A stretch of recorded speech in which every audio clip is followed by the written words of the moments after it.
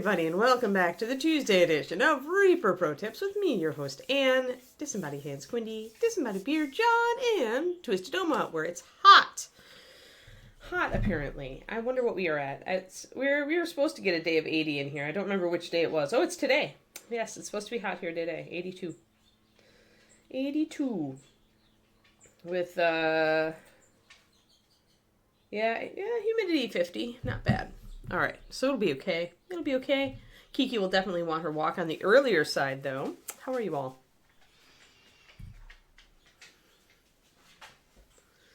Ah, dearie me.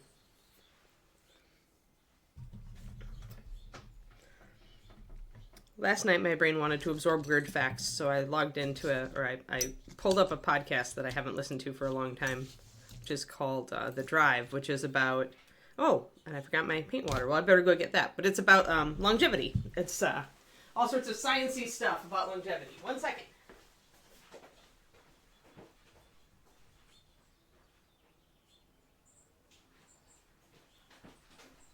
Apparently, when I washed out my palette yesterday, I totally forgot to grab my paint water off the sink. So now we can actually do something. But yeah, it was talking about the liver. It was very interesting. Reaper's 90-day challenge number 2. What's the model? What's the model? Oh, it's the Wood Elf King. I remember that. That's classic Werner. I have to go look at the... Is it a Siocast version? Or is it a 3D print? Oh, no! ReaperMini.com did not. That link did not work, Reaper. Like, I just got a status code error from clicking on that for the Wood Elf King. You may want to check... that Wood Elf King link. Yeah, the Wood Elf King link came up with... Okay, try again. Okay, yeah, now it must have failed on the socials thing. Right. Alright, now I see it. Bones Plastic. So Siocast, right? I bet that's a good model, and I mean, any of these Werner and Izzy pieces, guys, are going to be pretty nice in Siocast, is my thought.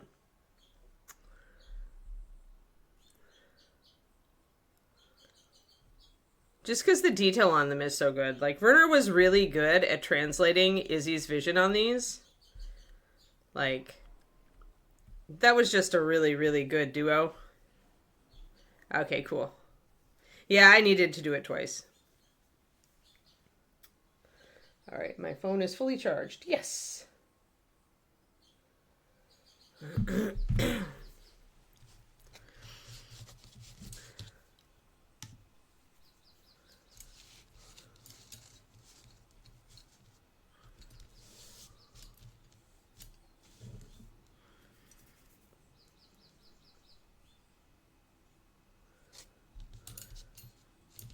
Let me get my sculpting tool out of here.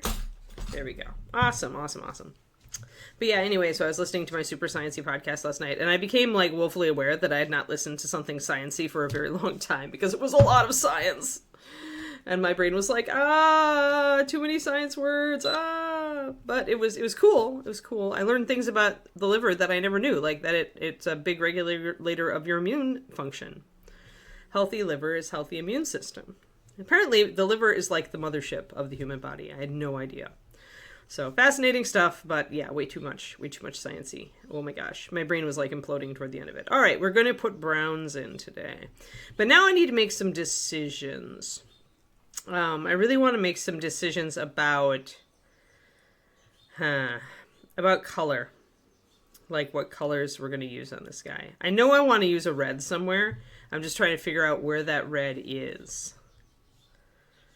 Because I'm thinking red back here. I might use red here too. I might leave the jerkin leather, so brown. I really have to figure out what color the light is here. Probably going to use magenta because that's what James Gurney did. You know, he put that rose color in his piece, so we'll put a rose color in ours as well. Pretty hyped for the new Werner stuff. Yeah. I mean, Werner's really good. I have no idea how Werner has grown as a sculptor in, you know, the many years since he did like the Wood Elf King sculpt, right? But I think like Izzy Werner was just a really good combo in that they really grokked each other's style. Like they really liked each other's styles. And so you could see that in the art that came out of it, right? In the miniatures that came out of it. They just really synergized well. And I think you get that sometimes with a sculptor and a concept artist, like where they just really love each other's work and they just do a great job. And like the things they do really appeal to each other, right? And you get a great product out of it because of that. And you get some of that when you look at some of these Kickstarters that are based on artists' work, right? Where the sculptor was a fan, the creator was a fan of the artist and got permission to do miniatures based on their artwork. You can really see the love come out in some of those collaborations. But yeah. So, all right. So I want brown on the boots. I think I want red on the shirt, which is there. We'll keep this leather. The mid piece is going to be leather, so we'll figure that out. I think I'm just kind of putting it together in my head, trying to figure out where my red is, because now we're going to have to figure that out. We're going to have to work with it and work it onto these colors, glazing it onto these colors. So, all right, let's just go. Let's first of all get our magenta set up. Our rose color. I'm going to grab that. And I'm going to grab this. I'm going to use clear red for this. So I'm going to be using, actually I'm going to be using 2 clears for this. Clear magenta and clear red. Because if I'm going to paint like a canvas painter, I probably need to use pure pigments.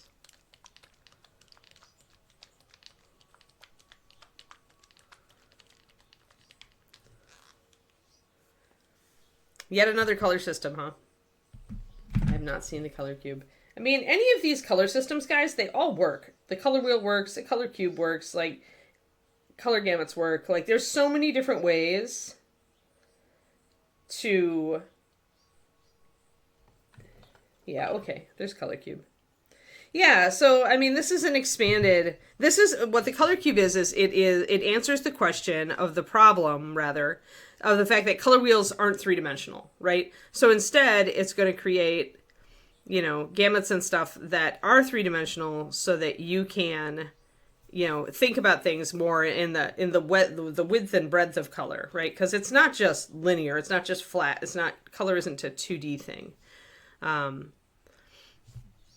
So yeah, it's interesting.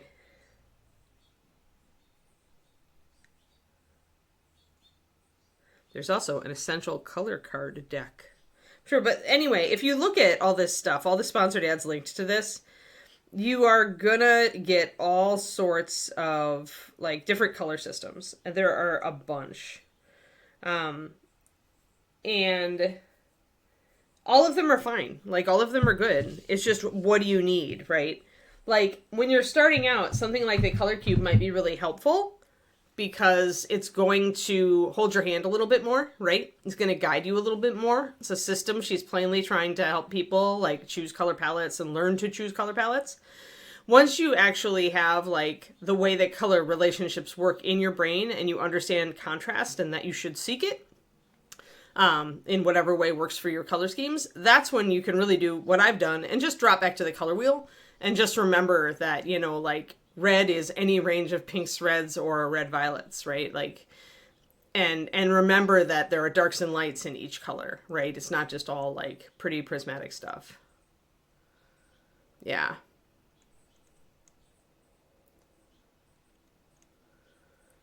Yeah, so essentially, all of this stuff is there to help teach you how to think about color using a particular framework. Now, the danger of it is that a particular framework may not work especially well for you. So you want to, like, this is kind of the hard thing, and it's better if you can, like you say, if you watch videos and if you can kind of grok how they're doing it and figure out if that type of thinking is going to be valuable to you, if that's going to work for you. But there's so many different color systems. You can get as anal as you want, as detail-oriented as you want with color systems. I forget where my I wonder if I have my color system book here. I've got one of the really high-end, like, really, really micro down to the fine detail ones. Very, very science-y color system, too. These all seem like they're much more accessible. Like, a lot of the products coming out now are not meant for, like, people who are, like, interested in really diving deep. They're more like, hey, how can I help you put together palettes, right?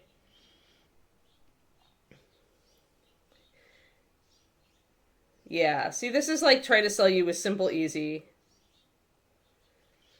The challenge for you is still going to be matching your supplies, right? Although if you have, is she trying to sell you a paint line, or is she just teaching you how to look at colors? Like, that's a question. But yeah, so, but none of the stuff you learn from that is going to be like probably brain breaking, because you've got, like, any of you have been paying attention to me for any length of time or reading any of my PDFs are going to already have a foundation in place.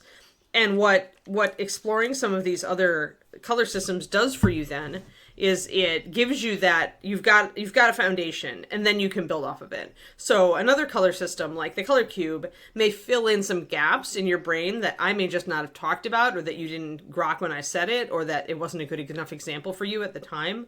So it could be worthwhile exploring different color systems if you have the cash to pick up the products, right? Depending on how expensive they are. Yeah. Right. Okay. So she's hopefully going to teach you how to, like, look at colors and find your closest color, right, that you've got in your paint, or whatever you're using.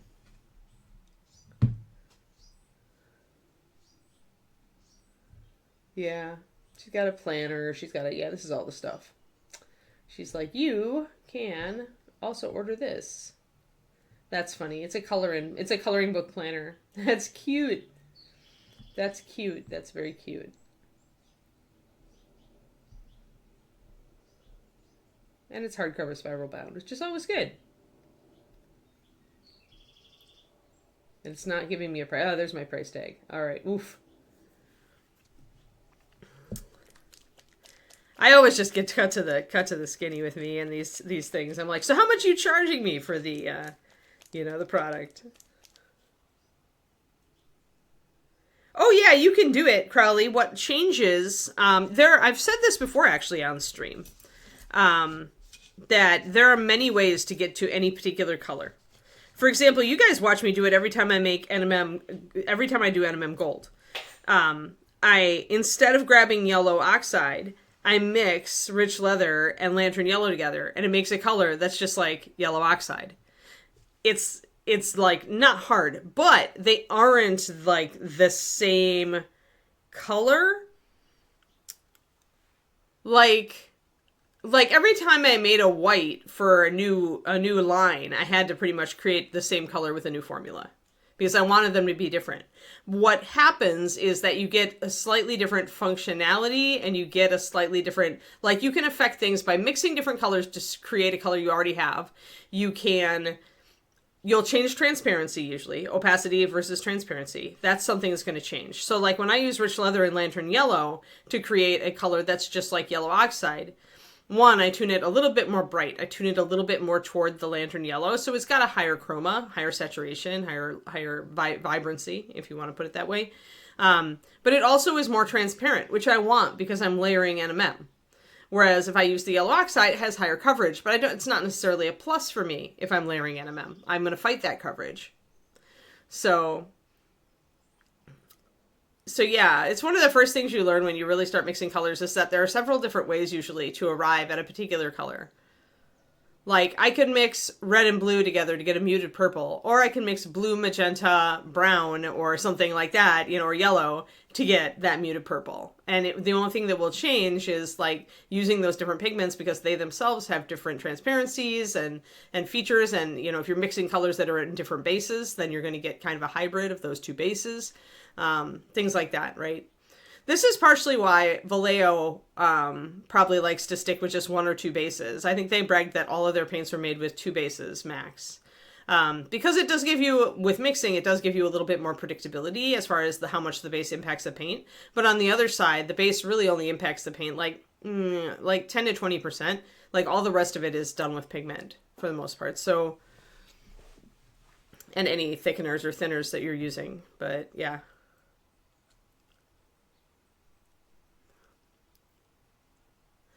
Yeah, you're not late. You're not late, Laura. We're just talking about that color cube thing. But yeah, so if you can afford the color cube, and if it like don't expect it to like be a magic bullet. Nothing is. Nothing in the world is a magic bullet. It's going to try to teach you in a particular way to think about color in a particular way, and that may work for you really well, in which case it's going to feel like a magic bullet because it's going to open up doors in your brain, right? But you're still going to have to learn to match your colors to what you see in the color cube. Now, a lot of the colors on the color cube honestly look very saturated, right? So that's going to make it easier. Yeah, that's exactly what it's a color system. It's another color system, Laura. You know, people trying to brand their color systems to help people think about color and also to make money, because that's, you know, just what it is. That's the way it does. Let me see if I can get... I had a picture there. It's a color cube. Ta-da! So it teaches you mixing. It does teach you desaturation a little bit. You can see these colors becoming more desaturated down here as red and green get together. Actually, it's magenta and green. And it makes more of a gray. So it's interesting how she's doing this, but... yeah, and she kind of is getting that. Like magenta and... yeah, because this is more blue. All right, I can see how that would make purple. Okay, she's got it. She's got it.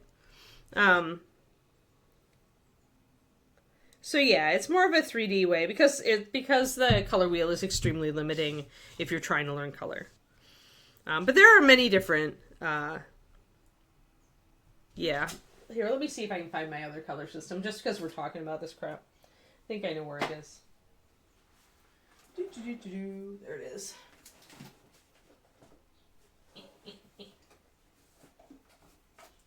Pop it back down in there. Okay, so Munsell, this is a university color teaching tool. So the Munsell set is pretty well known to anybody who is like a serious student of color. So it's used in academia to teach color. It has in it a bunch of little swatches that you essentially can use to do exercises. So like I've got my little swatches over there. And they come in little sets. But this, let me see if I can just get out my little color chips and show you. They're cute. They're terribly cute. So it gives you color chips that are pre-done that you use to lay into these exercise boards. They fit, or exercise pages, right? You lay it on top of the thing to teach yourself aspects of how colors relate. Now, it's probably important to, let's see, let me see if I can show you what this looks like, because this is not a cube. It's also trying to like look at color temperature, talks about color and about gloss and matte and how they change the color.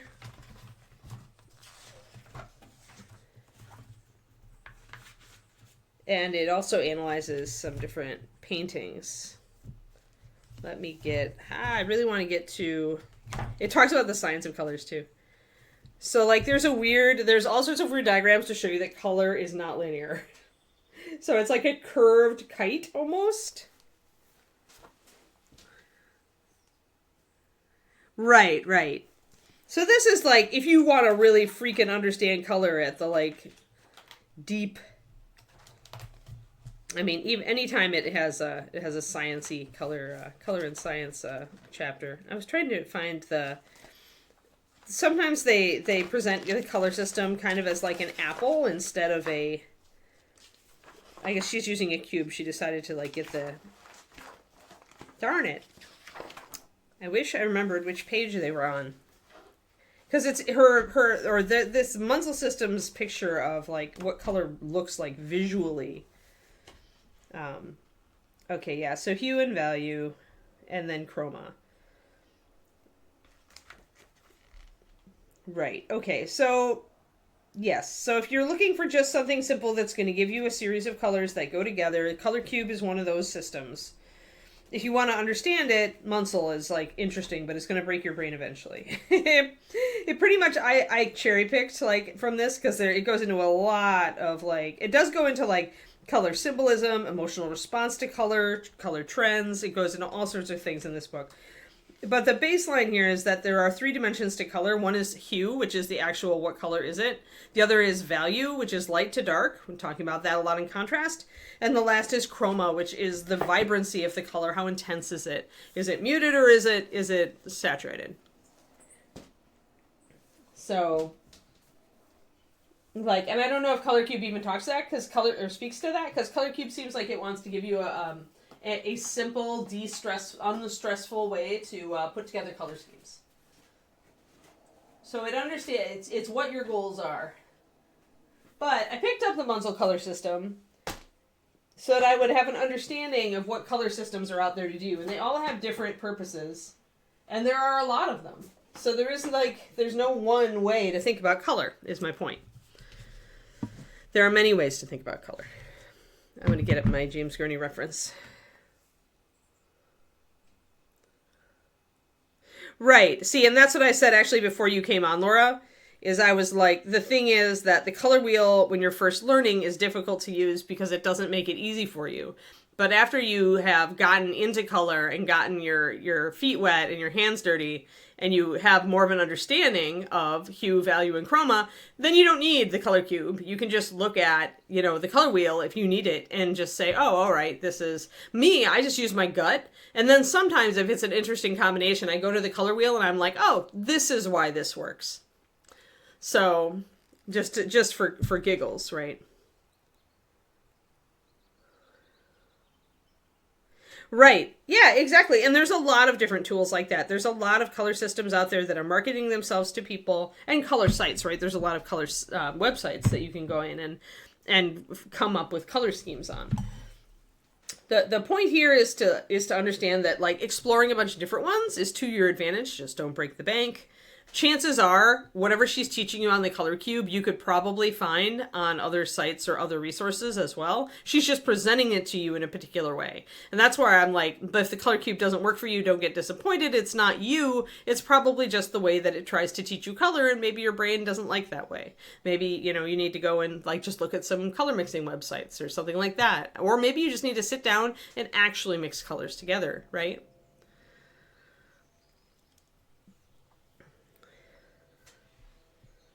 And it just depends on where you are.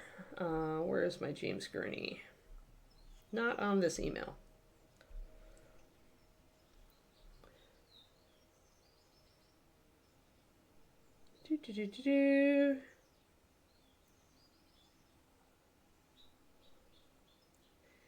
Now I just need to go down to find my James Gurney.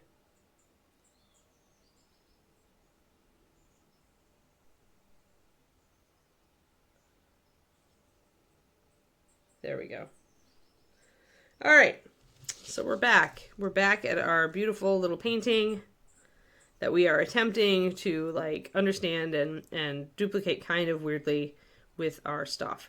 Now, notice everything over here is really muted out. Like in the dark, that's the way it would be. You lose the color of your surroundings when you don't have something directly shining on it. Interestingly enough, if we were standing here looking out, we'd be able to see the colors of these things, but instead we can't. So what that tells me, kind of, is that it doesn't matter what color this leg in this cloth is. It's going to be very it's going to have faded out. But if I want the cloth to have been red, like if this guy is really wearing a lot of red, then what I probably want to do is bring in that warm brown and glaze it over that, because we're going to lose the red. Most of in the evening vibe, we've lost a lot of the red. And I'm having to use like my gut instinct for color here and to kind of figure out, because the thing is, under blue light, red looks black. So when you understand some of those interactions with light waves and color, then you can make like decisions about OSL. But this is probably what I would count. I would count this as like an extremely difficult exercise in OSL. What we've done here, I could like just kind of like toss it together like James did.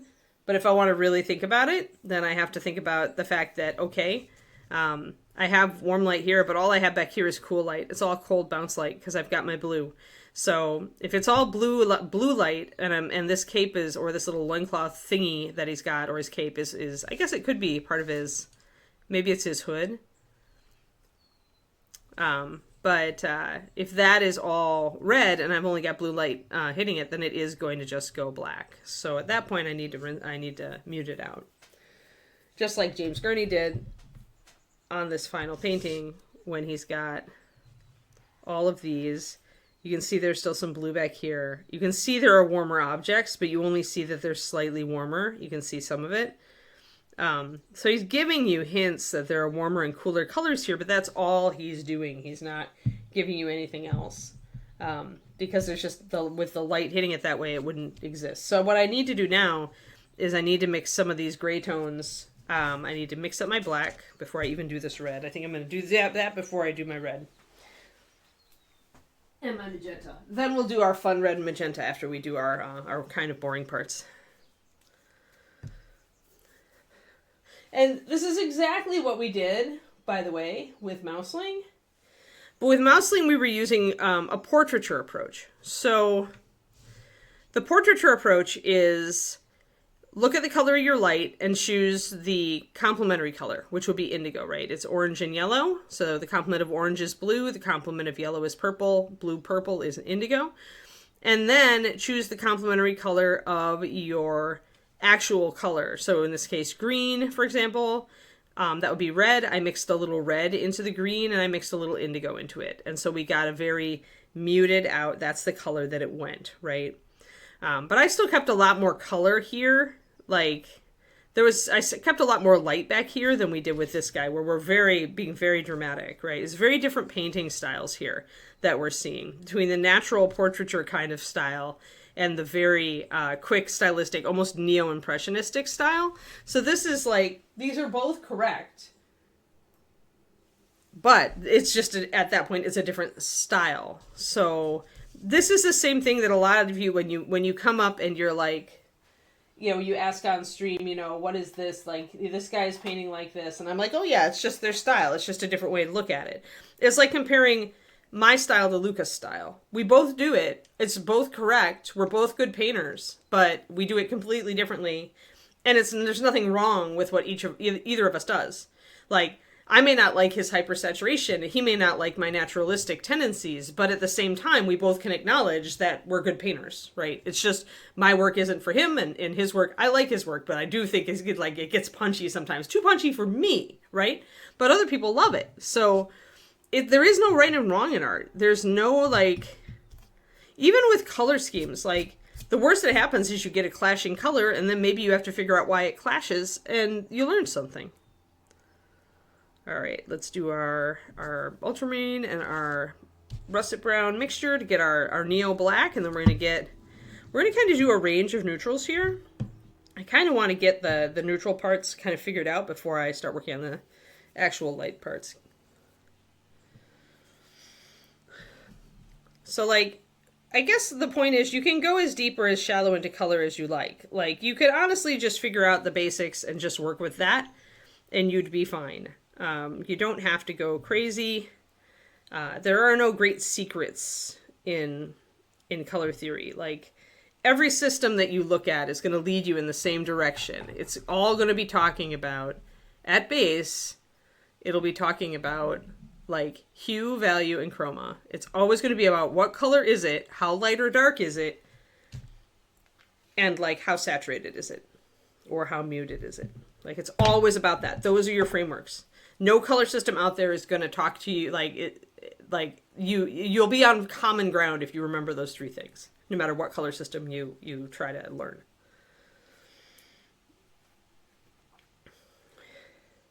Yeah, that's what, like, it disappoints us sometimes when we're trying to get approval for our creativity, right? That what we do You know, when somebody doesn't like what we do, it's very easy to think that we did it wrong. But we didn't necessarily do it wrong. Even like I said, even if you get clashing colors, there's a world in which artists use clashing colors to pull attention to their art. So it's not like that's even wrong.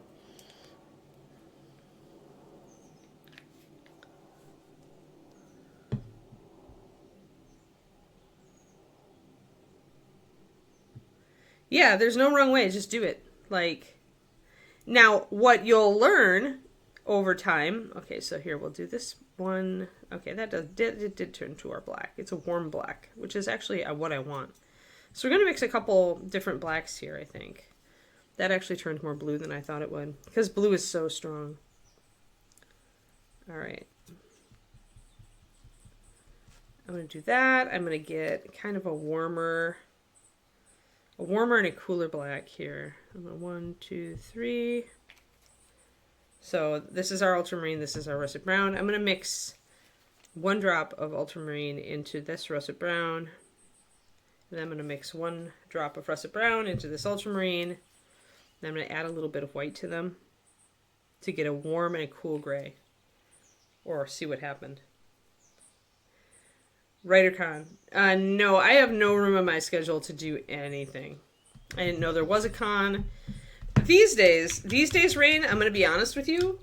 I did my time of going to conferences and workshops.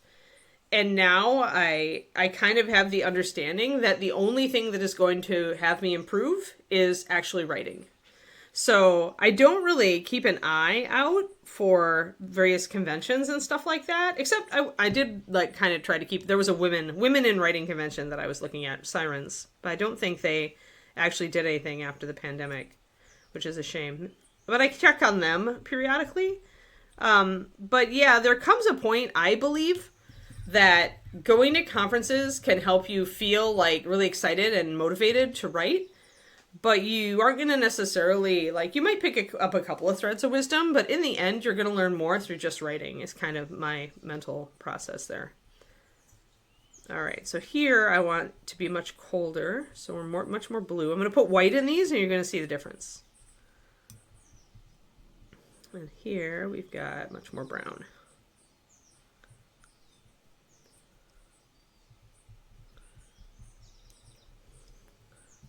Kind of mixing gradients on either side. Oh, it's in August, huh? Where is it? But yeah, I find that more often than not, although cons like that can get me excited about stuff, they also can really sap my energy and distract me from what I'm working on. I don't know what I'm going to be working on in August. I suspect it'll be a new book. Because it'll probably be coming up to when I'm going to write 3 Favors, the next Bear Kings book. I'll be doing, like, plotting for that. And oh, it's in Oklahoma? Oh, yeah. Yeah. I'm not actually interested in trad publishing. So, that's another thing, is that a lot of times, like, there's a lot of, like, agents. Like, you can pitch agents there. And I'm past that point. I don't want to go anything but indie. So I would, if a trad publisher, if my books started doing really well and a traditional publisher actually approached me, I would actually have to stop and think about it, whether I wanted to do that. Because I just don't like the copyright laws, and I don't like the signing away your rights to so much.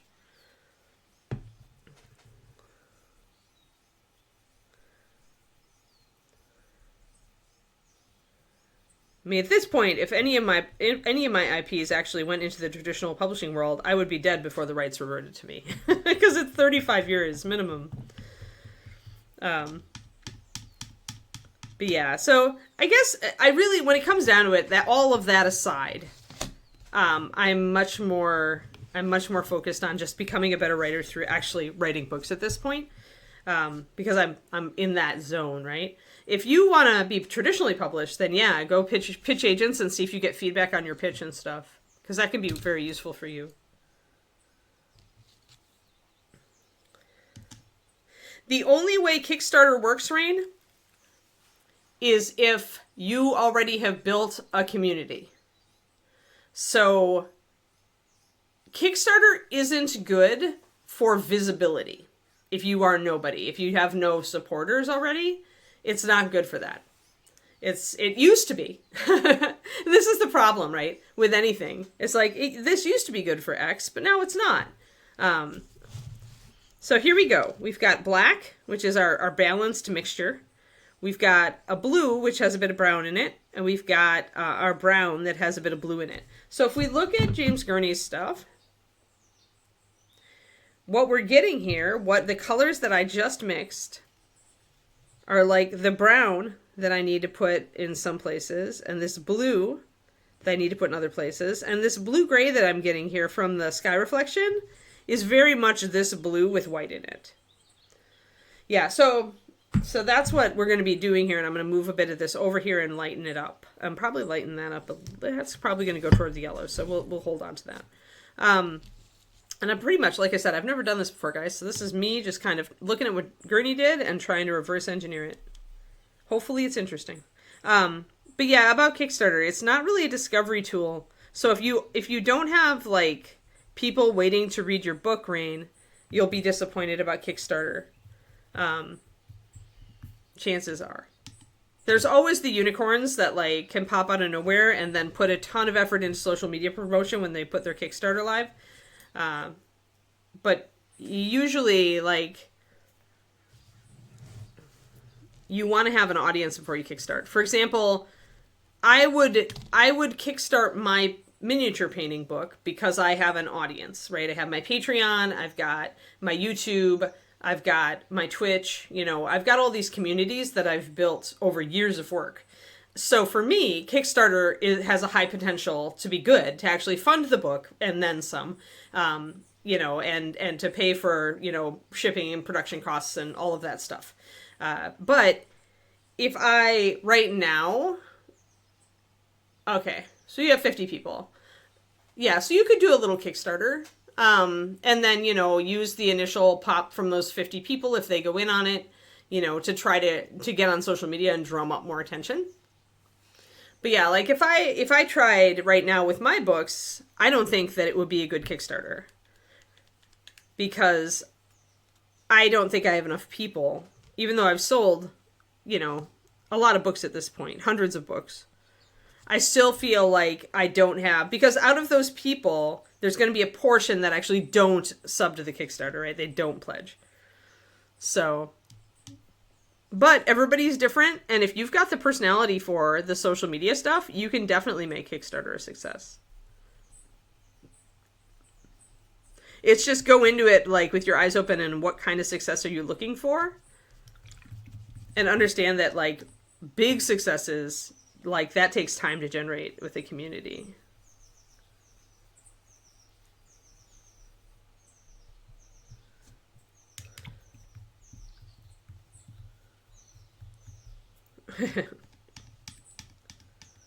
Writing adjacent.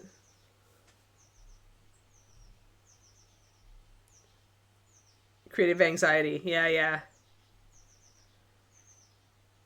If I was comfortable talking to people, I would have a real job, right? Yes, my brain and I are classmates doing a group assignment called Life, and it's not going great. Yes. Right.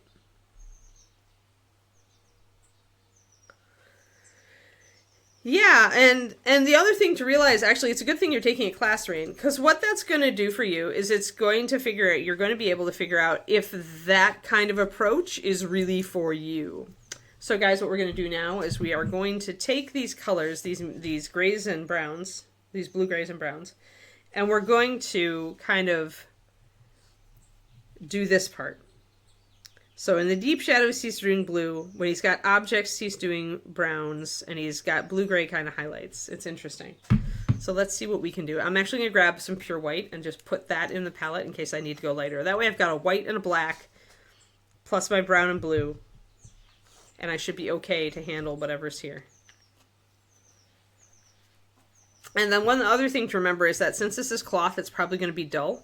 So we're not going to have really bright highlights and shadows. So let me thin up my white just so I can get it going. But yeah, because some writers have the ability, like they have the natural inclination to be social, right? To reach out to people, to build a community, and they have the strengths that support that. And a lot of writers are really antisocial, and they kind of just want to sit in a room and write. And they'd rather, like, social media feels like a waste of time to them. I'm kind of in between. I don't like social media because it distracts me from doing actual writing.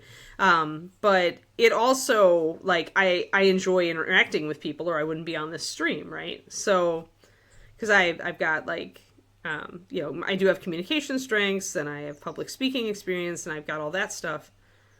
So that helps. Even though I'm also an introvert, I disguise it well. So I think if I want this to suggest that this is warm, I want to bring up brown on this. And I want to shade in the black. So let's get down here. So we're trying to kind of do what James Gurney did. And I can keep some blue in my shadows. And I'm going to need to bring up that brown a bit because it's very pale at this point. Or it's very not showing up.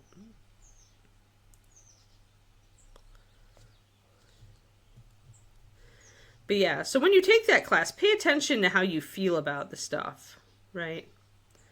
Like, how does your gut feel about it? Is it something that you really are drawn to and attracted to, doing that kind of work? Or is it something where you hear about how much, like, social media work you have to put in and you kind of go, and you kind of pull back, right? And sometimes that's just that we're uncomfortable with it because we haven't tried it. So, maybe it's going to be okay.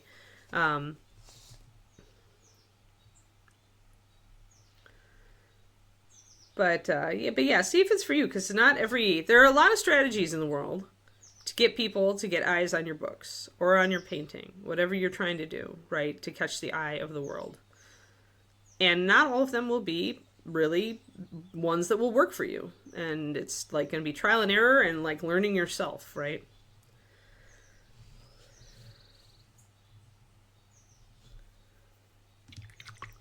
Yeah, that's good. So you probably are at least as sociable about it as I am.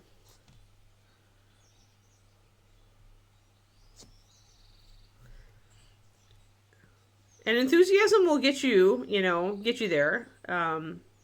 Enthusiasm can draw people in. Then your books have to keep them. So let's get a little bit of highlighting here with this blue light.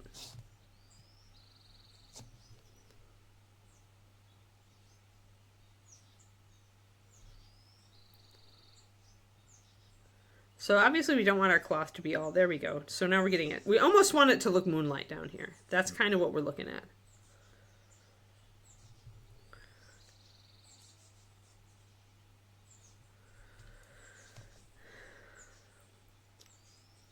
But yeah. Have you had anybody else assess your writing? Have you hired, say, a developmental editor? Do you have beta readers, Rain? Has anybody besides you taken a look at your book? Besides you and family members, how about that?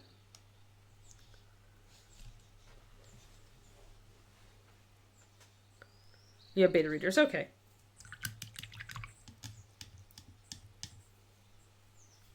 Cool. Because, yeah, your personality, so this is something that, there's a cool book out there called Cumulative Advantage, which I love for writing because it shows you how hard it is to break in. But it also talks about the fact that you can use three different strategies to engage with your readers. Essentially, you can do it with just marketing your book, your book is the focus of your marketing. You can do it with focusing on you, the personality of the author. And that's what your enthusiasm, when you talk about your book, that's part of that. Where people will support you because your enthusiasm draws them in, right? And then there's your world. If you're a great world builder, this is most often successful with fantasy and sci-fi writers, then it could be that people are they love your world. And this is where Harry Potter goes, right? It's not just the books, it's not the writer, it's that people love the Wizarding World. They couldn't get enough of it. So those are three different ways, that you can draw people in to your books. It'll be good for you, she said. Yeah, well, we do learn the most from things that make us uncomfortable, so I can totally see that.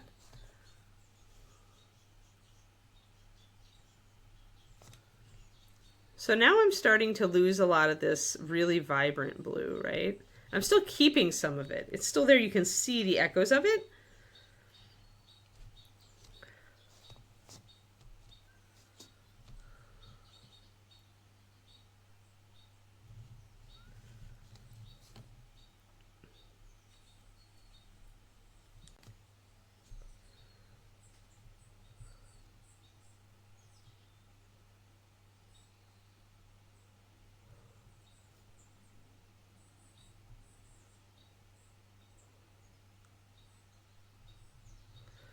So we're bringing in more of that kind of like, you can see the interplay of brown and blue here that I'm bringing in. But yeah, that's pretty cool, Turgeon. It's funny. Procrastination is one of the things that is about resistance, right? It's about, usually about the fear that what we're doing isn't as good as we want it to be.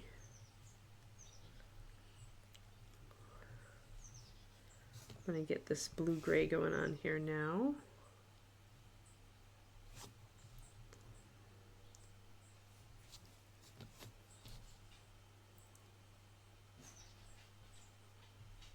So what I'm trying to do here is like, if I've got like something that I want to actually be a warmer color, I'm trying to bring it up more of this brown idea. If I've got a cooler thing, I'm going to try to bring it up more blue-gray. But I may end up just kind of mixing both of them because that's what Gurney is doing. So once again, in the finished part of the thing, he's got, you know, he's got that brown. He's even doing it even richer than I am. So I may, I'll come in and make bring up the brown on the boots a bit. But he's got his blue in the shadows here. And even though the brown and the blue are the same, like, value, the blue still gives you the idea of shadow, right? Because it's cooler. It pulls away. And then there's that light kind of greenish color that he's getting from his blue, brown, and yellow interaction. Like we mixed these two, the ultramarine and stuff. And so there's also that color that I probably need to grab a little bit of my lantern yellow and do.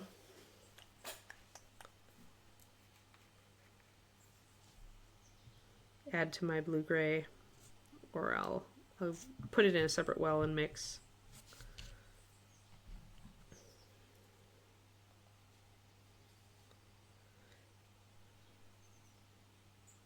Yeah, it's really, yes, it's exactly, you're trying to pick up that evening light, right?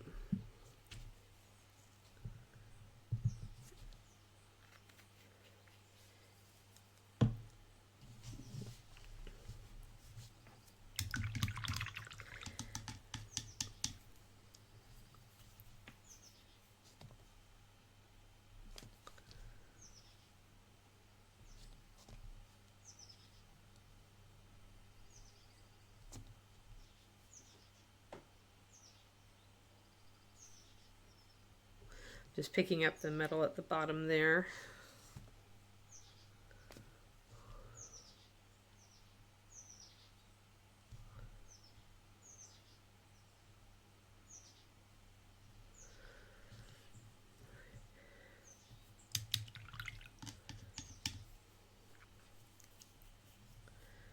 But yeah, if you really want, depending on your monetary situation, because not everybody can afford to do this, I had to save money up for it. But if one of the things that can really tell you if you're like to help you like see the holes in your own writing is to get a developmental editor. It's not cheap though, so I understand why a lot of people don't do it. It was worth it to me. It really showed me the weaknesses in my writing.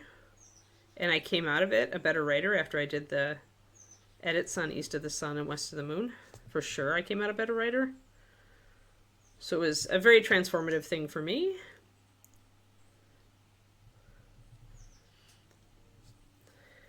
But it's all about, like, what do you want more? Do you just want your work to get out there? If you're going to be shopping Though if you're going to be shopping your work to agents, Rain, maybe consider it, because I know that, like, the thought did cross my mind that if I had gotten the developmental edit on my book before I submitted to, like, the one agent who was probably the most likely to pick up my book, she might have actually asked for to read more of it.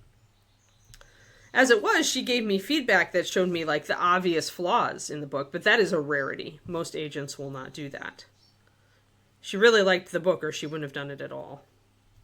But she didn't like the book enough to take it on, because there was a lot of flaws in it. And after I did the developmental edit, suddenly I saw all those flaws, and I'm like, oh crap. After I did that developmental edit, if I did the rewrite after I got the results of it, the book was, like, much better.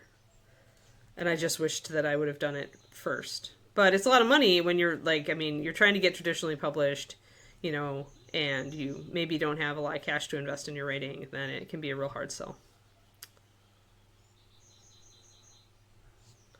All right, so now we're starting to see that effect, right? That gurney effect with these. I'm going to pick up, I want more of my vibrant blue, actually. I want to make sure that some of this really, really intense blue still lives on in the shadows, just like gurney is doing. So I'm going to mix up a little bit more of the really saturated ultramarine shadow. I'm going to go through so much russet brown and ultramarine shadow in this model that I'm going to have to order more. In fact, I should put it on my list. Ultra shadow. Let's see, 9187. I just don't even have to look at it. I know I've got extra.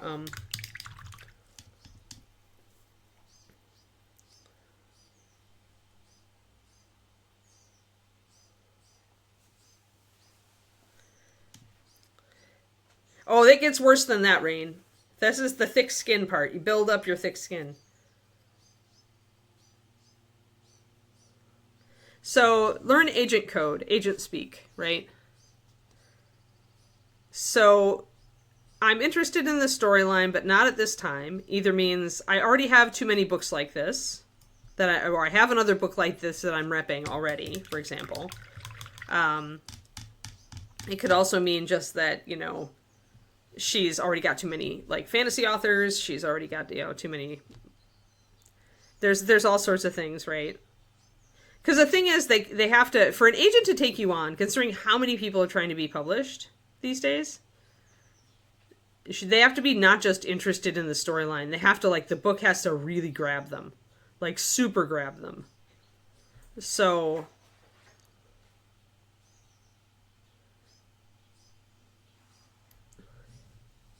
because if they've got reservations or they've got a full, you know, obviously if they've got a full, like, full stable of writers, they probably aren't even open to submissions, but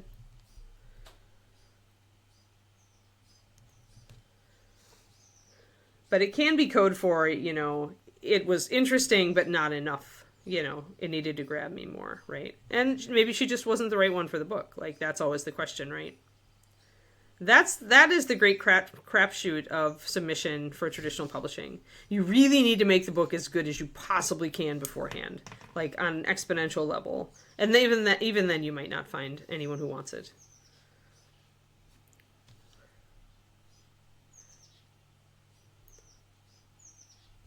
And it doesn't mean anything about the quality of your book. Like, it's just like, it's so individual. Every agent is.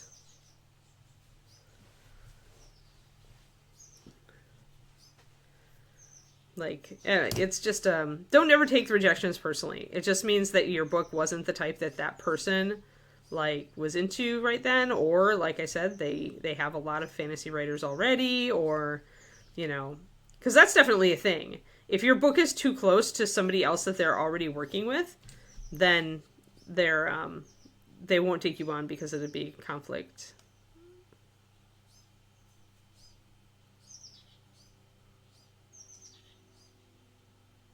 Like, the opportunities that might be available for your book would be taken up already by their other client.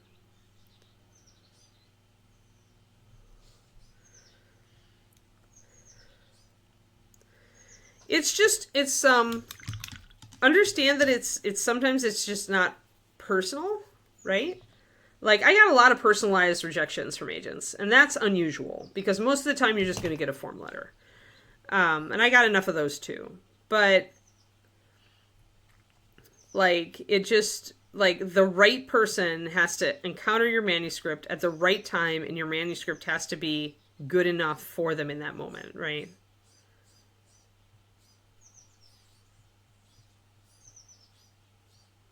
And good enough by their own standards, which may not be yours or your readers. Like, that's the thing. There have been plenty of books that nobody would touch. The Martian is one of them. That Andy Weir couldn't get anybody interested in it, so he self-published it on his own, like, science-y blog. And then people loved it, and so they yammered at him to put it up on Amazon. So he put it up for the cheapest amount he could, because he just figured, people can already read this for free. I'm just going to throw it up for... He would have thrown it up for free on Amazon if he could have, but Amazon requires you to do like 99 cents. So he did that, and it became like it sold just bazillions of copies, and then traditional publishing was like, oh, we must have missed you. So it's not like... never take it as a personal judgment if you're writing. So there we got some of this all coming out down here, but very desaturated, very shadow. Yes, hundreds of rejections. Although most of those were short stories. 15 rejections. Yeah, I went up to 80, 83. And at that point, I'd done enough research into indie publishing to know that was what I wanted to do anyway. So I just stopped and started getting the book ready. That was when I hired my developmental editor. All right. So we've got at least a detail coming out here. I am going to do a little bit of a glaze. So if we want to suggest that there is more ambient light, then we can bring in a little more color in this area. But I think I'm going to work up everything else, and I'm going to see how it all like plays out. And then I'll come back and see if I want to bring this up and color it a little bit more. So let's go and do our magenta and our red. I'm going to look at this color that Gurney uses on his. I think it's probably rose madder, but it's very close to magenta. It's shading into these blues a lot with more of a magenta feel.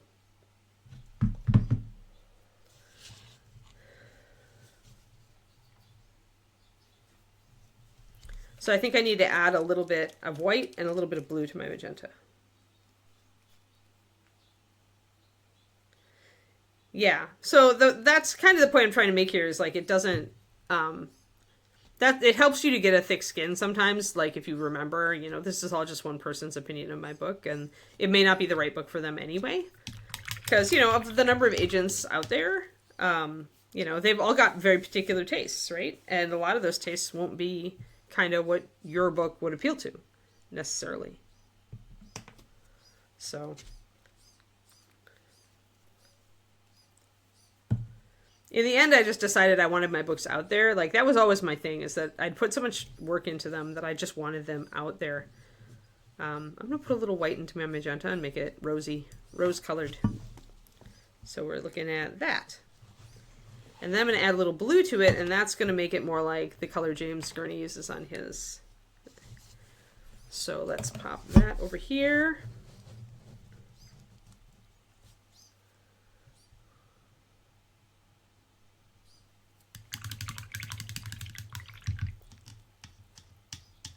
I never remember to have glue and static acid. Yeah. Static grass and a keyboard. Bad recipe. Bad recipe. We're talking about writing a lot, Richard.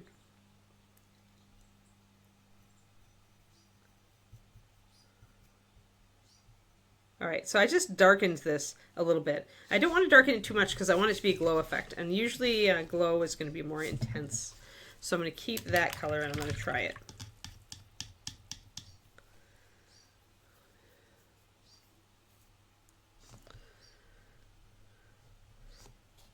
I had a light bulb go on in my head about Rite of Winter this morning, about just like how much rewriting the book is going to take. I'm glad Becca warned me that my kind of writer is always needing to do rewrites, because otherwise I would be so disheartened right now. But I'm like, oh well, it's a natural part of my process. I just need to deal with it. Okay, so we've got that rose color. I'm going to bring it in a bit more. I've got it thinned down so that it's not super hard because I want it to show over the white here. I want this to be a glow, right?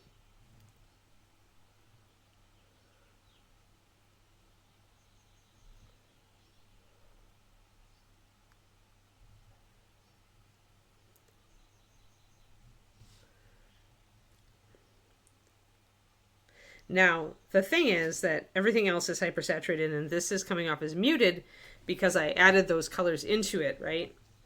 But then we're going to be doing some dulling down and working with this intense yellow, and that's going to help it work with the... It works okay with the blue right now, but it... because I'm doing the painting, I'm trying to do what he did in the painting, Twisted Omo. We're using exactly the colors that he did there. So I need to get some brown and orange coming up. And then I'm going to do that on the boot and on the glove and stuff. So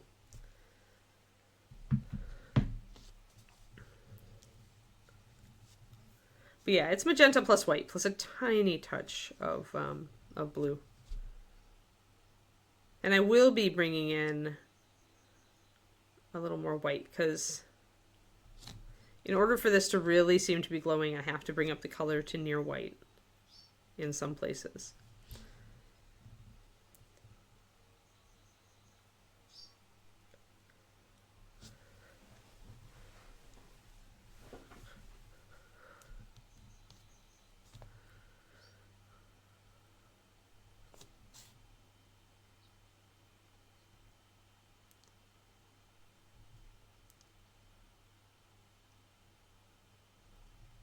Alrighty.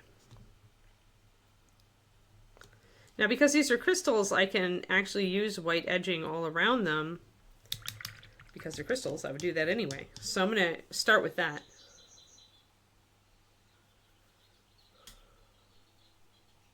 I mean, the biggest thing you can do is just keep writing books, Rain. Like, keep writing books and also use free resources. I'm going to toss one at you right now for plotting. I don't know how confident you feel with your plotting, but check out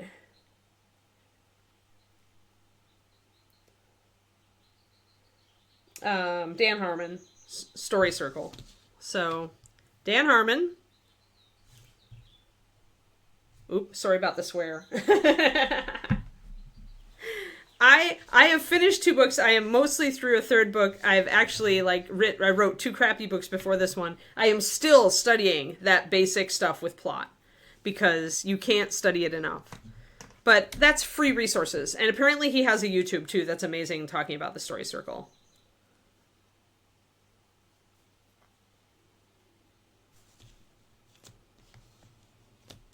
They're going magenta. Yeah, they are because we're doing. Everybody seems to forget that we're doing. We're trying to duplicate James Kearney's paint job, and James Kearney's paint job has a pop of rose color right at the evening, right there. So yeah, of course we're going pink. We're in magenta, but now I need to intensify my white and do edging. So I'm gonna drop a few more drops in my white. But yeah, a lot of people are in your position, Rain, and if you don't have the money for like paying for a developmental editor and stuff like that, then the best thing you can do is just put the books out any way you can. Kickstart them if you have to. Just be aware that Kickstarter is a hard world, and you may need to do a lot of social media promotion and really engaging with people to get people on your Kickstarter, and that's great. If you are into it, go do it. But after that, just keep writing. And don't always, the one thing that actually lately has been impressed on me is if your first series isn't really doing anything, write something new. Don't keep writing more books in the series necessarily. I mean, it's okay to write books in the series. If you've got a trilogy, do it, right? For me, I'm going to be writing Bear King's books at least up to book 6. And then I'm going to take a long, hard look at where it is. And in the meantime, though, I'm not just going to be writing Bear King's books. I'm going to be writing some other stuff, too. Because sometimes your first idea just doesn't hit. The public just doesn't want it. But it doesn't mean that you're not a good writer, and it doesn't mean you don't have the next, fantasy blockbuster or science fiction or whatever in your back pocket. It's just you have to keep going. You have to keep iterating. And you got to keep learning, right? how to be a better writer. Like, okay, what are some of the reasons why my first book didn't sell well? Oh, well, maybe, my character arc wasn't great. Like my character didn't change enough or learn anything, and people didn't like that, right? Maybe that's it, Some of this stuff is there are, like I said, Dan Harmon's got free resources all over the place, and there's other free resources too. I did a lot of, reading about screenwriting because it teaches you basic story structure really well. So we're going to do white lining around the crystals, like I do with every crystal. Yeah, the werewolf paladin romance, romantic fantasy, romantasy. But also my little, I call it little, though I already have 5 books scheduled for it in my head. My progression fantasy, my cozy progression fantasy.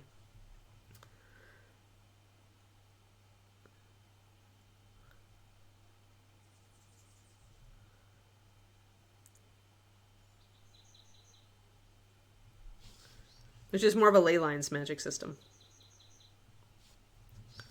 All right, so I'm getting these white veins around the edges of the crystals. That alone is giving them more of a glow effect, because if you pick it up to white, 6 books in a movie.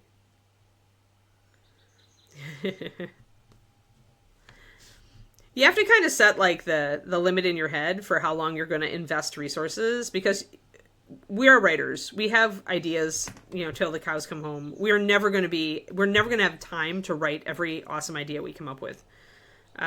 Never. So if I write more books in Bear Kings, it'll be just because I love Bear Kings, and I'm going to finish the, I'm going to at least close all the arcs that I started. Right? But if nobody else loves Bear Kings, then it's going to be like, well, I'm going to just try something new. So that's the best thing you can do is start now. Start iterating. Start finish your series, your 3 books or whatever. I don't know how many books you have in your fantasy series, right? But, kickstart it. Get some attention on it. Learn a little bit about marketing, figure out what part of marketing appeals to your personality so that you have a way to get your books out there. That's important. Understand that you won't really see a return on marketing, though, until you have at least 3 or 4 books out. Because, you don't want to spend a bunch of money on marketing. It's going to eat up all your profits from your books. So you got to kind of strike a balance. And these days, you got to do some marketing somehow, whether it's social media or ads or whatever.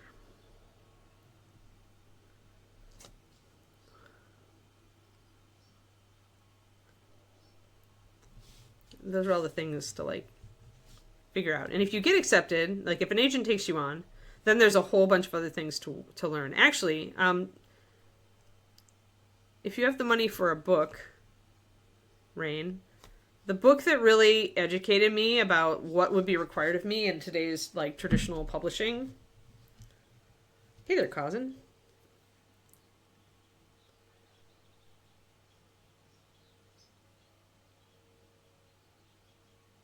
Yeah, exactly. We have somebody 5 or 6 in the first series. Okay, that's fair. You could ride that series all the way and then just see. If it does really well, then maybe you do a spin-off series, right? Here, let me get you... There's a fantastic book out there called...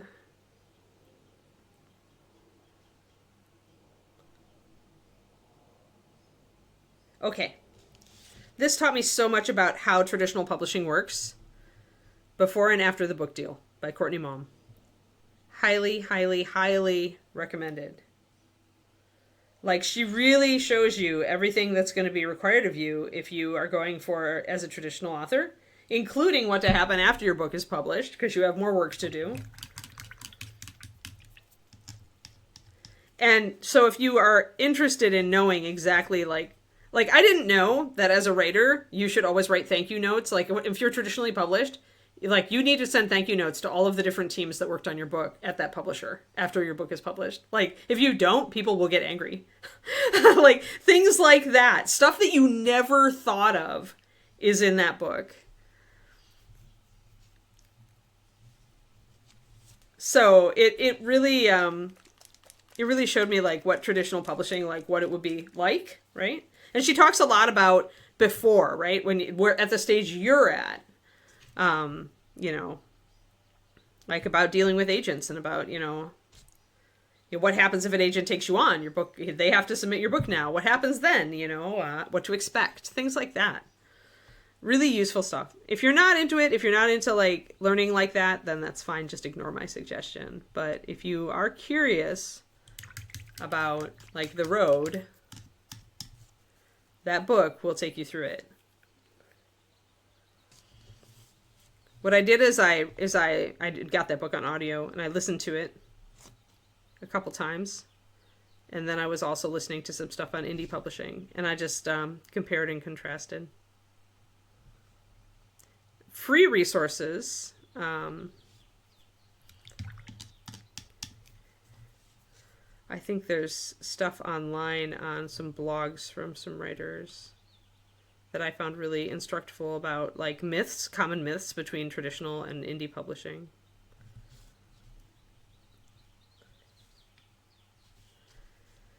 But yeah, but it depends, right? Some people, they're not interested in really doing, they just want to do it. And if that is you, Rain, then just do it. I'm one of those people who likes to learn everything I can going into something that's really important to me. And I know that not everybody is like that. So I got some more pure magenta in there now in the crevices, right? To really bring that light color home. And now I'm re-emphasizing my edges here, guys, to bring in more of that pure white.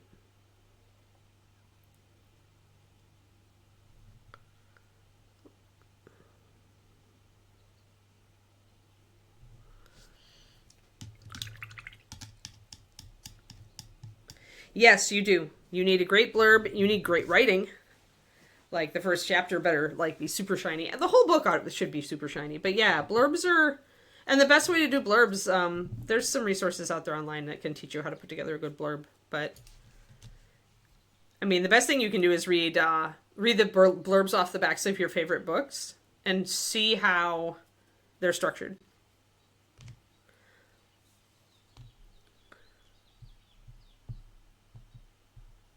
I'm going to grab just some pure russet brown here because I want to use that color in my jacket. And I want to kind of see how that color overlaid with the magenta is going to look because I need to start suggesting some color on that coat.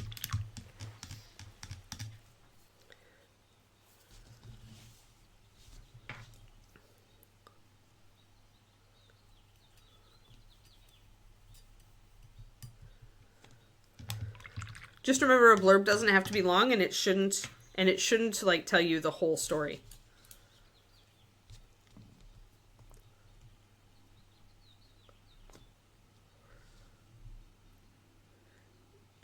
It should set up kind of the characters, their situation. I'm going to glaze this russet brown over this area that I want to be leather.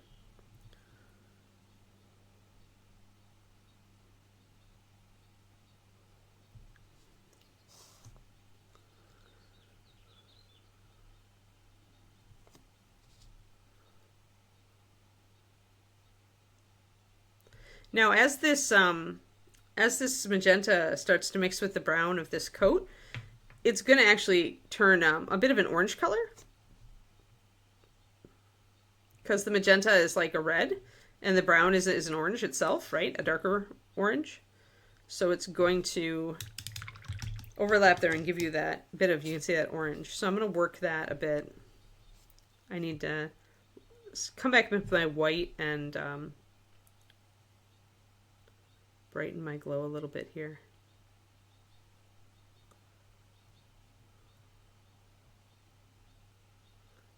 Because I lost a little bit of it. I need to make sure that it's still showing as a glow. Yeah, because they know if your blurb isn't good that your writing probably isn't like as good as they would want it to be. It's like the test. If you can write a really gripping blurb, like then they figure you're a good writer, right? Or at least you've got the potential to be one. But blurbs are difficult. There's a lot of resources online, though. to help you with it. All right, I'm going to grab anything that's in shadow here, I'm going to do more like this. So I'm going to reach out for our black.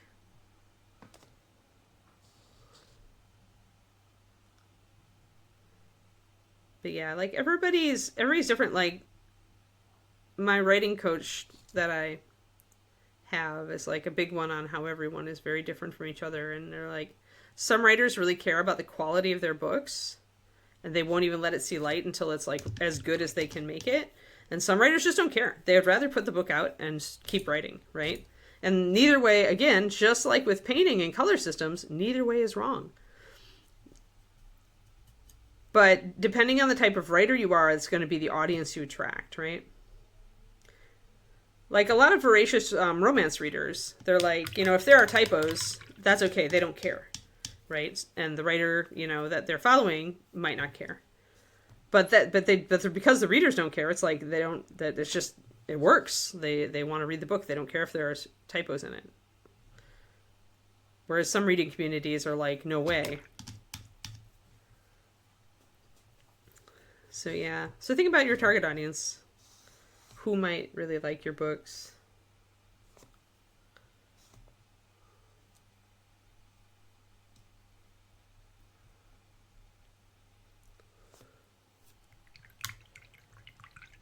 Blurb is funny, isn't it?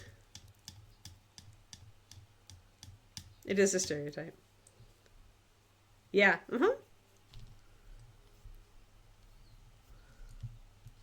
But agents, I mean, think about how many, it is a stereotype, but think about how many hundreds of letters they get a month or even a week, right? They might get 150 letters from writers a week. So the blurb is one of the ways they can use to try to very quickly decide if the book is something they want to spend time on. Agents are very put upon these days. A lot of the work that used to be with editors is on agents now.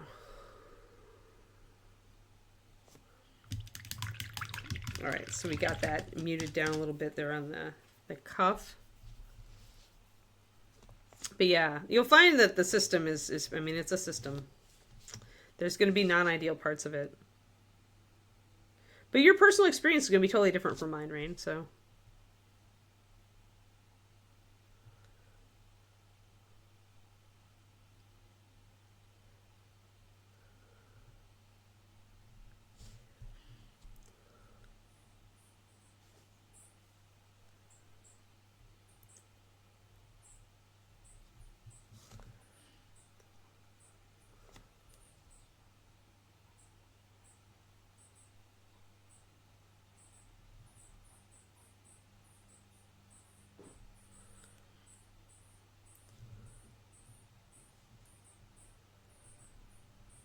Yeah, it's good that you're very visual, like that you've got that visual in your head. It can lead to some really good writing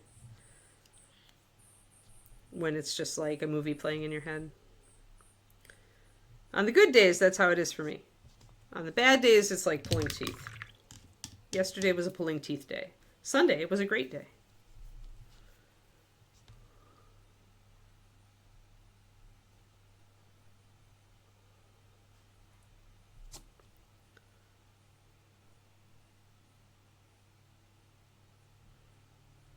Alrighty, got to bring up some of this metal, just getting it a little bit brighter.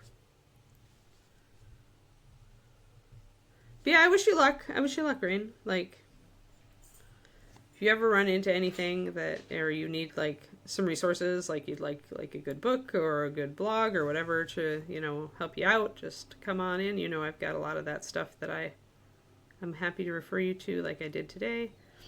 Or if you just want to muscle your way through and you want to complain to somebody, come on in. That works too. Or if you have great news because you got an agent interested in your work, that's great too. I'm interested to see how your journey will be different from mine. I always like to do that. I always like to see, especially because you're a fantasy author like me.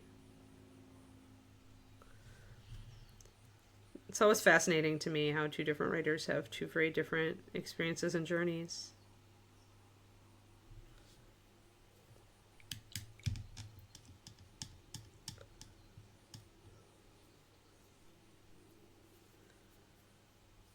Yeah, yeah. And that's good. The fact that you are willing to take classes and to do all that stuff to learn how to be a better writer, like that's going to be a superpower for you because it's like that's what enables you to just keep getting better. And sometimes getting better is just learning who your audience is and what they want. Like there's a science fiction writer whose books I listened to, just his books about writing, and he made the point that like he writes more space opera. And so like people who wanted a lot of hard science in their sci-fi hated his books. But his main audience didn't want the science speak. Like they thought it bogged down the story and the action. So what he learned is just like that, not everybody's gonna love my books. I don't want to change my writing style to have more science in there because I'm gonna alienate my main audience, right? So things like that, right? Like you'll discover stuff about the people who like your books, and it's going to be something that's like uniquely something they really love about your stuff, uniquely that's yours. So there's learning to be a better writer, quote unquote, but then there's like learning also what not to switch up because that's what people love about your stuff. It's a hard battle. It's a balancing act. And you can honestly run into the same thing with painting. Like when you're trying to get better as a painter, like I said, there's a lot of different tools and things that people will throw at you. And, but sometimes like the thing that you like the most about your style is just like, that's what you should just stick with. Like, it's like Luca. He loves saturated colors. He loves it.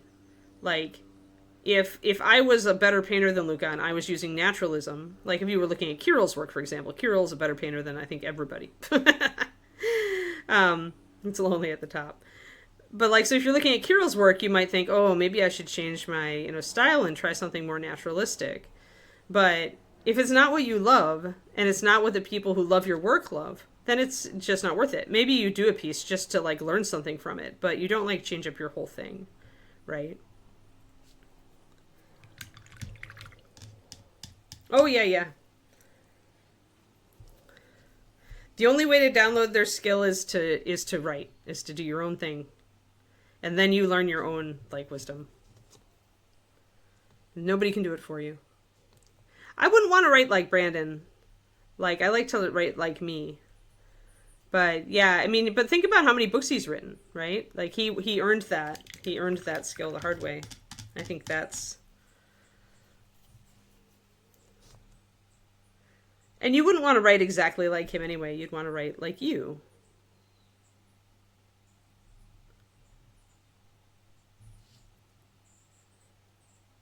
All right, and I want a little bit of pink along the line here, I think.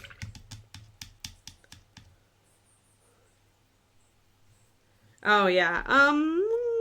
Think about what the best Brandon Sanderson like entry level book is. What do you guys think? Those of you who read Sanderson. Anybody have like if you started with one book? I read Elantris first because that was his first published book.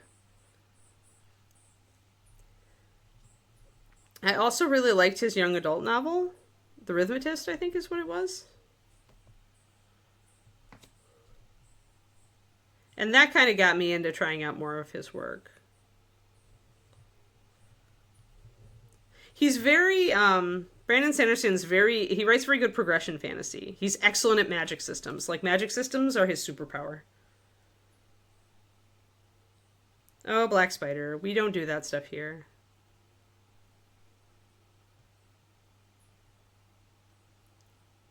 If you want to gift a sub, gift a sub.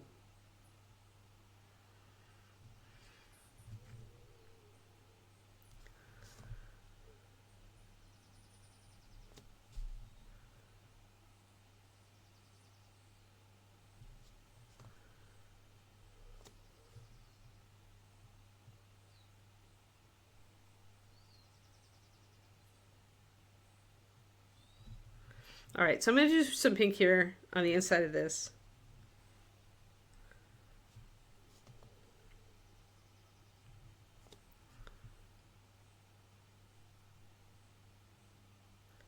Just a little bit. But as I get further away from the light source, remember, it dims really quickly. And the only reason I would pick it up here is if I felt like the leather is going to have a little bit of gloss, like a little bit of shine. Then I could pick up that.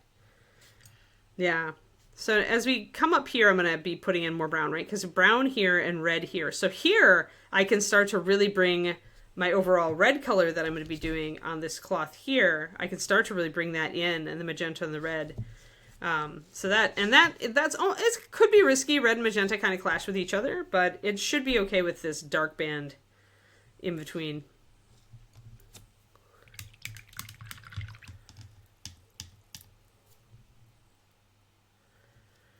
Yeah. All I know is that I didn't like Mistborn. Yep. Yeah, good, Shadow Raven. Yep, have a good lunch. I'm going to use some pure clear magenta in here too. It's really potent. Bring that up into this. So as I'm glazing colors, I'm getting this depth of color in here and this dark.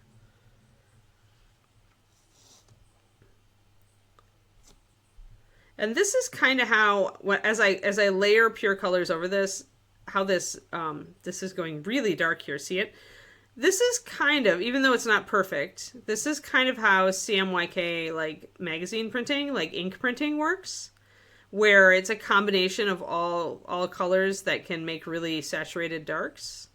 And so that's what I'm doing here, is I'm just putting colors over each other, and I'm getting that really deep, complicated shadow there.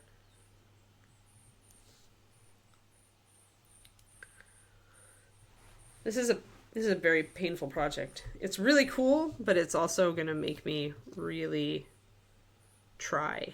It's not intuitive at all at this point. It was very intuitive at the beginning, but now that we start throwing color in here,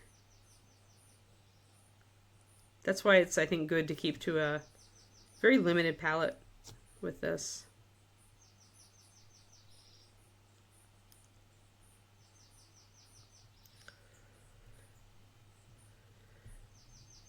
Yeah, but that's because he's built that infrastructure for a long time. Like, he always knew he wanted to do special editions for his books himself, so he already had a publishing, like, machinery, like, set up. And he had, like, a zillion fans by then. So, that's why I said, like, Kickstarter, if you have a community, it's a wonderful thing.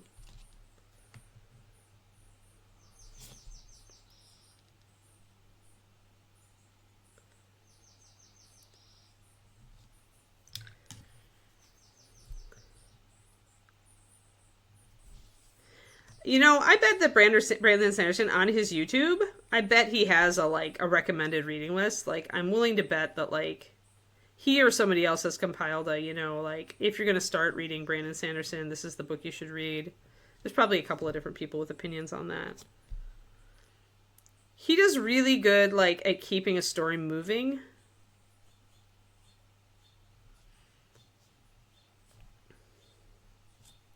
And his, like I said, his magic systems are, like, immensely cool.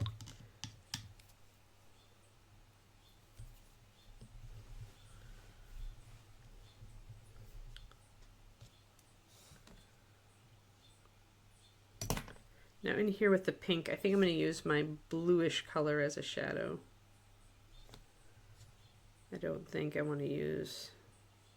I'm going to use the bluish color on the back side of this stitching.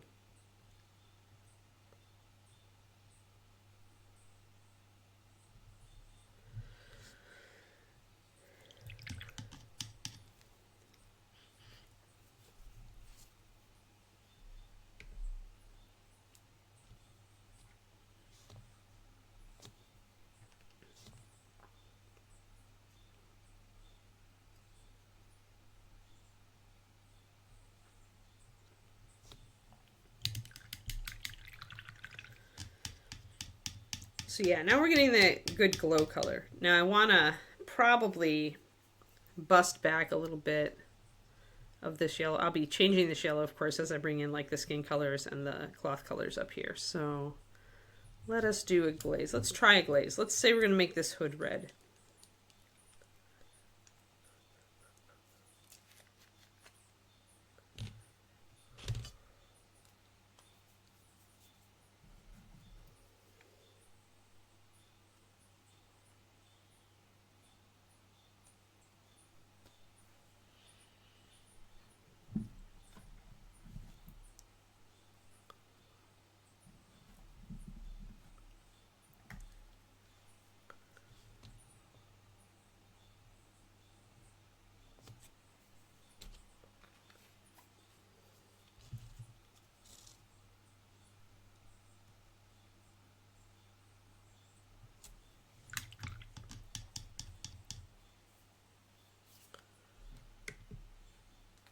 Alrighty.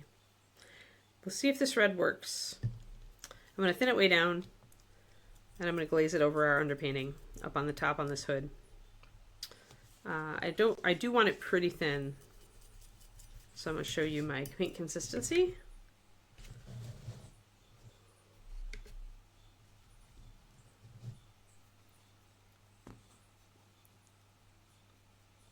Watery. You can see through it like that. There.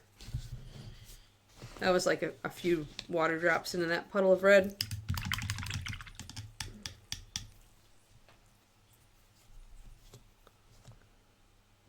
Now, again, you can glaze in different ways. This time I'm going to go from one side, I'm just going to go like right over the top.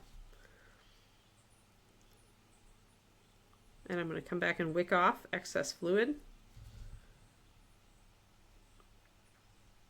And I'm going to just do the hood. And try to make sure I've got it all. Alright, I'm going to come back, rinse out my brush, dry it off. Make sure I pull off all this excess watery paint. So I just keep a thin layer.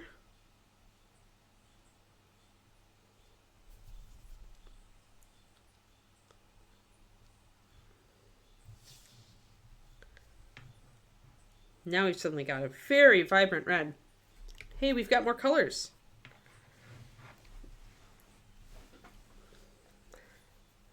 So that has also deepened this color here, which was a blue. Now we've still got a little bit of blue. But now is where we start really putting stuff together. So if I've got that and I like it, I'm going to try it over here. Now if I only use a little bit of paint on my brush, I'm going to get a less impactful color. And I'm going to go, and I'm not going to go all the way down into that magenta.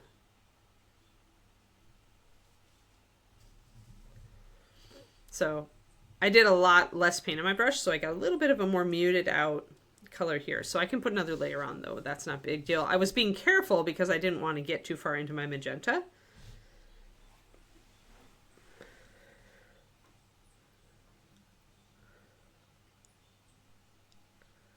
Yeah, so now we're starting to get more like what we want. So let's grab this, and the other place I want this color is down here. I am going to put it over even the shadow part, but it won't show up very much. So you can see like the thinner a coat I put on, the less punchy the red. So here I just did a single stroke, and so I got more of an orange than a red. But again, you can build it up in another layer.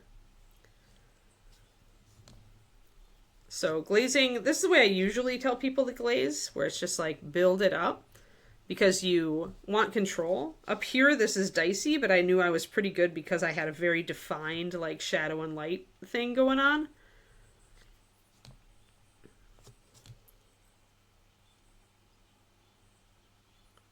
You get that edge.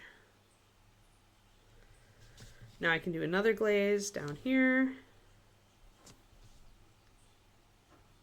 And so we're just going to keep like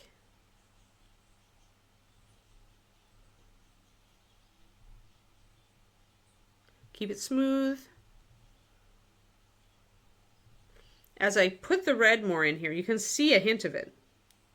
It's just giving me a little bit of a hint there. It's changing the look of this next to all of this, see? But we're still in that dark range, but that's exactly what you want.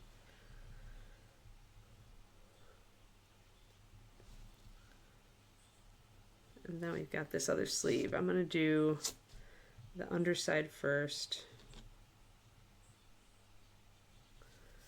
We'll pop this around. I'm putting a little bit more paint on my brush this time. And that's going to make it brighter, just like the hood. But I have to be careful. Got to get it all the way around. If I get a little bit on the chainmail, it's not a big deal. I can repaint it. Now I need to wick off this excess fluid.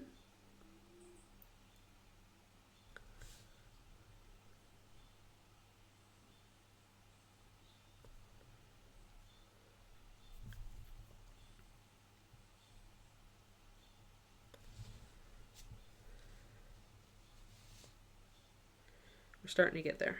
I think I want to do his face and skin next, but we're already over time, so. I wanted red to be like the main other color. Like I'm doing primaries here. Yeah, red, yellow, blue, you guys.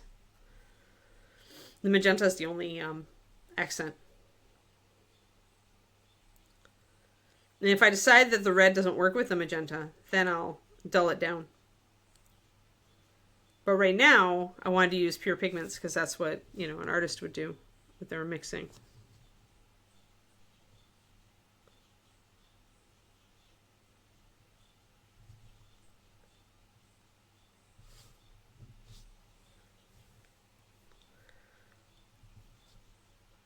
But yes, I was always thinking, as far as a color apart from the light colors that I started with and the brown, red was always what I was thinking.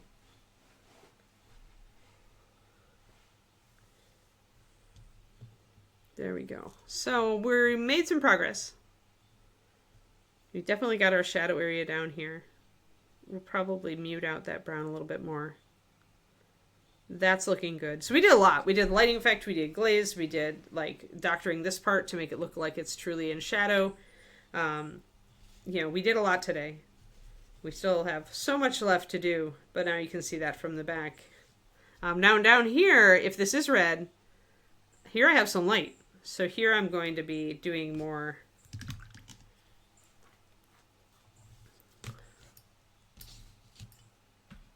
red. How about now here, this is a big space, so I'm going to be doing a ton of red. And I'm going to be doing it over the top of everything with big puddles. And then I'm going to grab a new brush or a dry brush. Let's use our big guy here.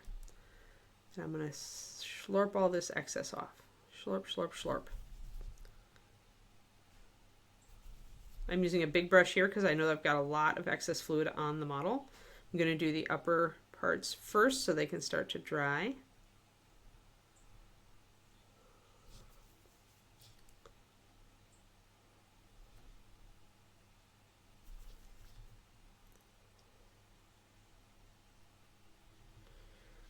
And see, we've gotten kind of a purpley look and a brown look. Because the light, this is far enough away from our main light source up here. Uh-oh, which I got a bit of red on. Hee hee, oops. But we're far enough away from our main light source here that we won't get a super hyper saturated color like up here. Like, there's just a little bit. This is a little bit. So it's turning more orange than it is red, right? And it's more muted. We're just getting a little bit. And that's probably what we want. Like, you have to show that light fade, except for out here on the sword, it's going to be bright because it's reflective. It's metal, right?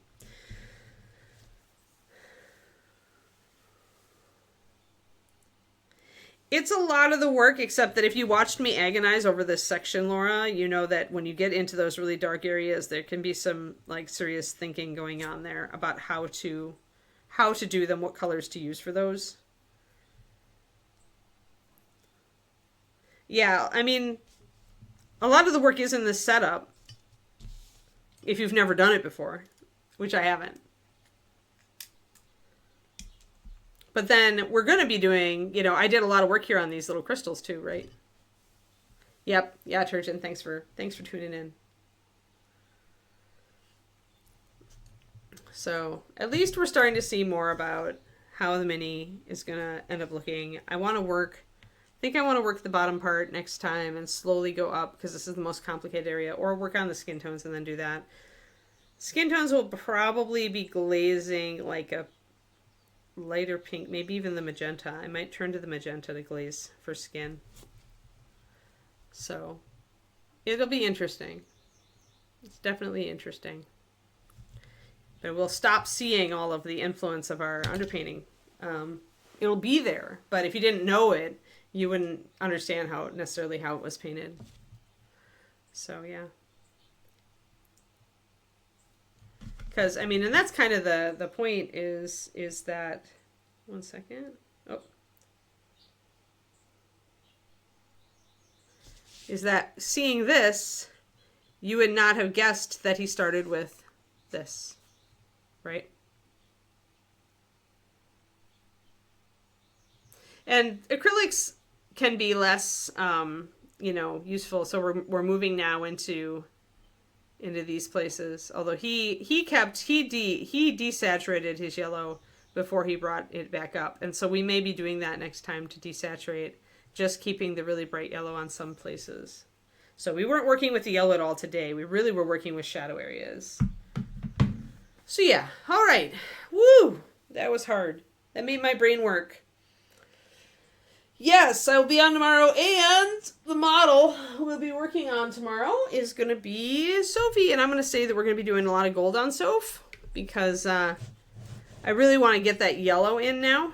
I got a little bit of yellow up there on the lantern, and we got the book kind of figured out.